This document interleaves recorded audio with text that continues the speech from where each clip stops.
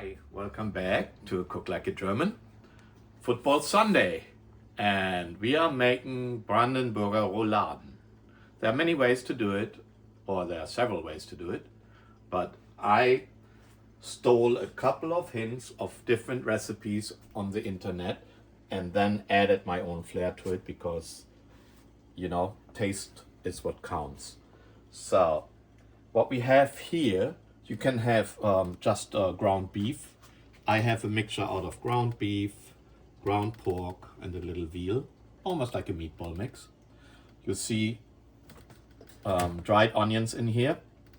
You see sea salt in here, paprika, black pepper, garlic granules, a little marjoram, and because I like a punch, a little chili salt. And we have bay leaves. That is more for the gravy, the sauce it will produce. So those are on here already. I would say it's like an equal of each. A little bit less on the salt, please, but an equal, and you taste it a little bit later. So, but what I want to, in addition, is caraway seed, kümmel. I love it, and it goes so well with like ground meat. And it also has a second property. It is good for your bowel movements and for digestion. Here's the marjoram. This is just a little bit cornstarch when we make a gravy to thicken it a little bit. Milk is needed for this roll, what will be soaked in hot milk and a little water to make it soft, and we are crunching it up and put it in our meatloaf mix. Yellow or red onion. This is around 14 ounces, by the way. So half an onion in this size is just right. The bacon. This is Black Forest bacon, but any heavy bacon will work. We use half of it to put in, maybe a little bit less, and half of it for the sauce. Here, there is your bay leaf construction there. We have a little bit broth. You can use beef broth or chicken broth. Pumpernickel, Schwarzbrot, because it's dark. It's a black rye. We will cut this in very small croutons, and a couple go into the meat and a couple go in the sauce. This is creme fraiche. Mushrooms, not in any recipe, but I am just such a sucker for mushrooms. The star. This is a light green cabbage. In Germany we have the white cabbage, the green cabbage, and the red cabbage. Rotkohl, everyone knows. There are two ways we can handle this here. This is our star because when this meat is like prepared, it will be rolled up in here. So how do we get the leaves? There are two ways to do it. You can 20 minutes blanch the whole thing in cooking hot water, or you slice like leaf by leaf and put it like 20-30 seconds each into boiling water. Soften it up. Then you have already prepared your meat. That goes in here. We roll it up. We use butcher twine to secure it so it doesn't unravel again. We are using some East Coast. We don't have great tomatoes right now, so these are vine tomatoes. They are for the winter good enough. So they will be squared like little cubes. We have a good amount of leafy parsley, what is good for the sauce, a little bit in the meat. And we have a side dish of boiled potatoes. Why is there an egg? Well, that egg also will go into the meatloaf mix. So let me cut everything and we come back when we have it all ready to go. Hi, welcome back with Brandenburger Rouladen. Let's see what we are doing here. This bread, what is our roll, plus half of our pumpernickel, Schwarzbrot. It might be a little bit too much for that small amount, 14 ounces of meat what I have, but we'll see. What we have to do, like with so many meat dishes, this will get some warm milk and soaks in it. I have a little bit of broth if we need more liquid, and then when it's colder we add one egg to it. This is the onion. I chopped and we will use half of it for our meat filling and half of it for our sauce. The tomato is chopped, it will be for the sauce. I have more pumpernickel, but I will also, I never did that, but it sounds very good because it has some particular taste. So this will be incorporated in the sauce because, like I told you, I love mushrooms. We have these mushrooms. And we will use bacon to get some fat and sour cream. Binder, of course, cornstarch. You can use other stuff, but I use this. But I want to show you something. These are creminis, like very cheap champignons. And if you want to enhance it, you can use mixed, like really wild mushrooms. And instead of like dehydrating, hydrating and all that stuff, what I do sometimes with sauce, I use my little tiny blender here. I put them in, give it a little spin. When you have old champignons, you can dehydrate them and they end up like this. And to elevate them and make them a little bit more gourmet, we are throwing now the porcini chanterelle to the mix. This almost never dies. I mean, you can have that in the glasses, by the way, a German beer mustard or Senf glass. There was mustard in it. And this can last forever. Two things you can do with this. You flavor your sauce, or you mix it with sea salt and you get yourself a $12 wild mushroom sea salt. So you don't need to buy that, you make it yourself. So when we come back, I will have made the meat and arrange all the, let's just start over then when we actually put the meat into our cabbage. What I will blanch, my potatoes, what we will have with it, are already done, and I can use the blanch water. I throw a couple of pumpernickel in there and use the cabbage and blanch it in there so it's soft enough to actually can be rolled. So that's where we start next time.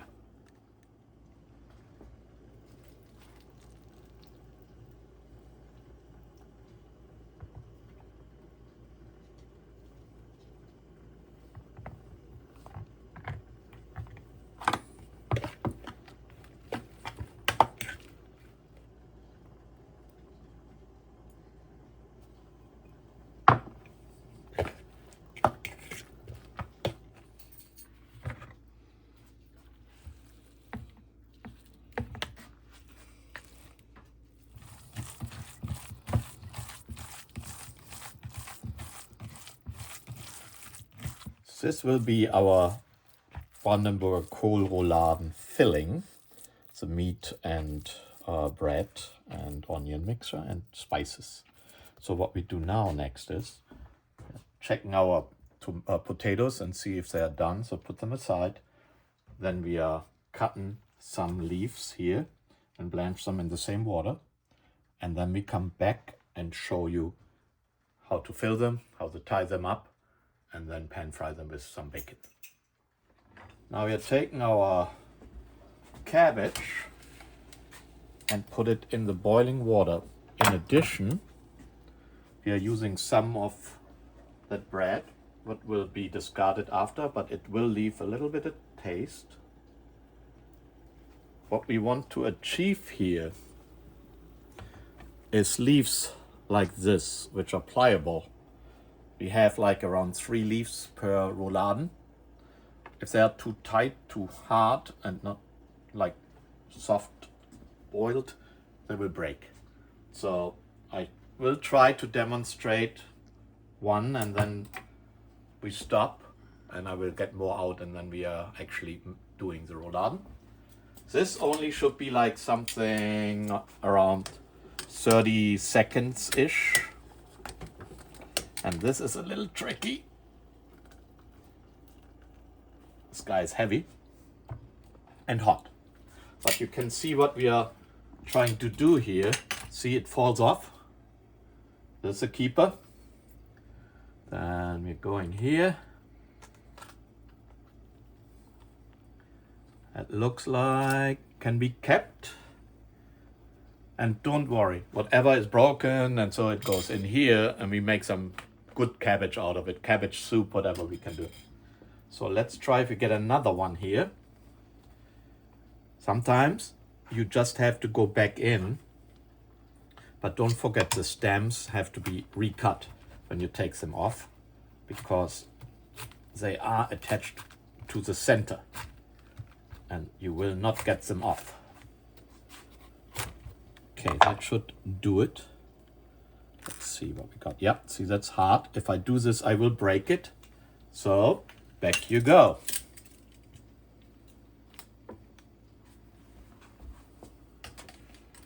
And when we come back, I hopefully have enough of them to make us roulade.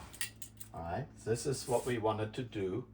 We peeled our cabbage leaves and we will fill them with our meat. And don't worry, whatever is left, this will be good in Asian dishes, like, you know, the salad wraps where you put like Asian chicken and other fillings in. That can be very well used because it's getting tender and tender, the cabbage what gets white.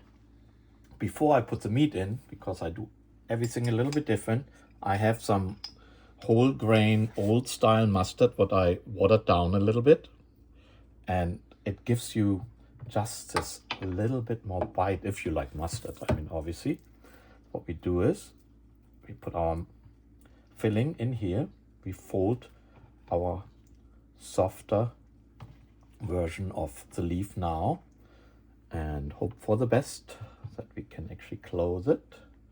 String is definitely longer than it needs to be, but that's okay. Better too long than not long enough. So now what we want to do, we do another knot here and we are going across, so to save the other side.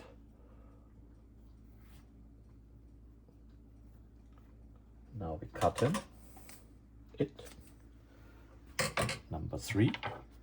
So what happens next is we use bacon, we pan fry, we put it in a bigger pot and fry it, and we add our rouladen so they get nicely brown, and then we add a little bit of the onions, what we still have, the tomato, the mushrooms, a little bit of the bread, and parsley is parsley is for the potatoes, but we can throw a little bit in. And when this all like comes together, we will deglaze it with a little broth and add a little sour cream. If we have to thicken it, we will use our cornstarch. We throw, of course, a couple of bay leaves in just for taste. And again, I love those, and my wife loves them, green peppercorns. Always add something to any kind of sauce, unless it's a bechamel. And so we throw a couple of those in and a little bit of our mushroom powder. And I'll see you then. All right, I think we're getting there. We made 8 rouladen, and we have a ton of more cabbage, but we are out of meat. But we are 2 people, so I think we are good. And I have this beauty here, Smithy, like an American cast iron pan made in Carolina, South Carolina, with this fantastic lid I got for Christmas. This thing is beautiful, and what we will do is we saute our Black Forest ham. The rest was incorporated in the rouladen, bring it down a little, in the rouladen meat. So this gives us a little bit of fat. We have a little bit olive oil in here. The thing is with these cast iron pans, when they get hot, they get hot. And that's what we actually really want for now. So what will happen here now, we are throwing our rouladen in there gently. We want them brown on all sides before we continue to incorporate and make something like gravy with it. So in the moment, we don't want to rush that. They can just sit. They can have. They will have liquid, so they will be there for 20 minutes. So now patience. I explain the next steps. Those guys will be brown, almost charcoal. Don't burn them, but very brown. And I, of course, changed up a little bit again. I decided to put some garlic in it. We don't always use it in regular German cooking so much, but I'm over 30 years here now, and I do love garlic. It's good for you. So that goes into our gravy. Talking about the gravy. Leftover onions, sauteed. 3 cherry tomatoes, or little wine tomatoes actually, going in, crushed up. That's just only crimini or champignons, like 2 or 3 I had. And I wanted to use, and we have a little bit more of our herb mix. We have still some parsley, a little bit. We don't use all that cubed Schwarzbrot, but we will use peppercorn. We will use broth. We will use a little bit more infused mushroom taste because I like it. Some Irish butter. German butter would work too, but I don't have it. Sour cream, thickener, and that puppy. Nothing goes better than a fresh, like rosemary in your meat dish. So this will go in here. We're making a sauce out of it. Before we make the sauce, when this is browned, the cabbage comes out. We don't want it right at the beginning, we put it back in for 15 minutes or so, and depending on how hot the pan is, and then we will assemble it, and we will be back for that.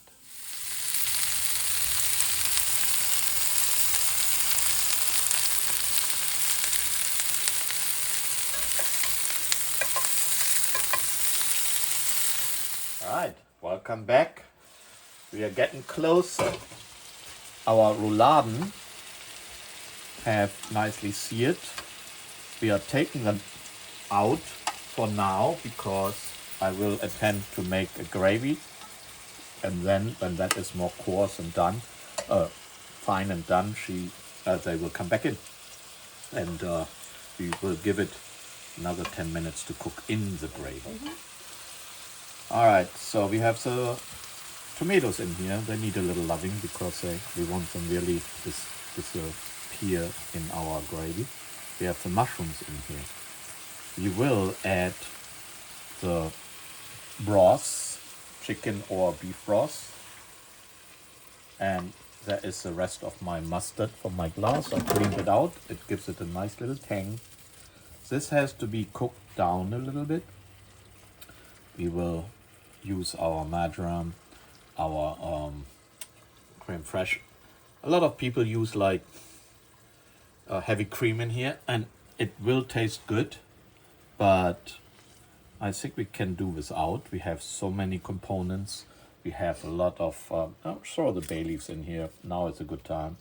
And this here, actually, the black Schwarzbrot, the pumpernickel, it's not really the same. I know it, how I know it from Germany, like in the square, that's very heavy, falls apart pumpernickel, but it does have this taste of black rye bread, so it's good. And when it disintegrates, it automatically will also help us to thicken our broth. So why not, right? Welcome back. I prepared our gravy by cooking it down, simmering it, giving it some loving with my spatula. And what happens now is we are adding our rouladen back in. Let them simmer for 10-15 minutes, and then our potatoes are done with a little bit oil and with a little bit parsley and rosemary, and they will be our side dish. So when we come back, It will be on the plate. All right. Okay. Patriots won. They did. And after the win, look at our results. All the Kohlrouladen from Brandenburg are insanely immersed in the sauce. And we have the little side potatoes. Yeah, not very impressive, but we need a little starch to it. So what we do is, I would say we put 2 rouladen on one plate.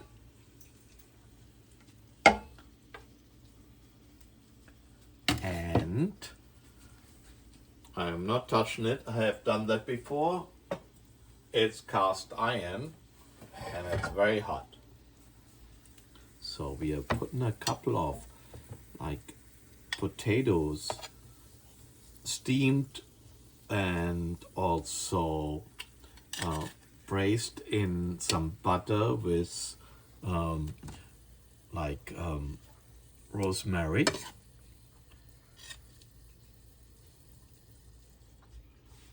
And oh my God, you cannot forget the sauce, because this has simmered so long.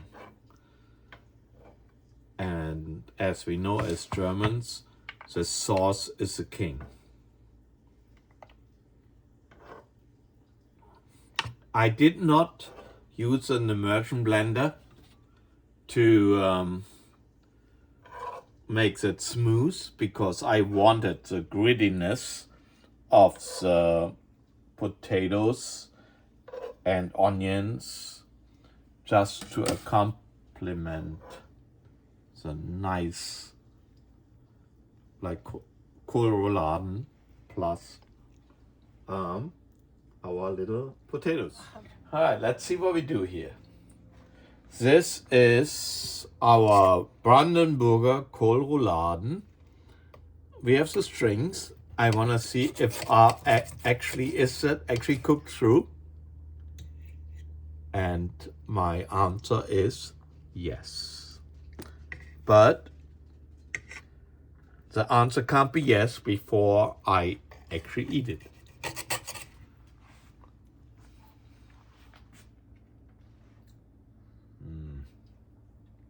Wait.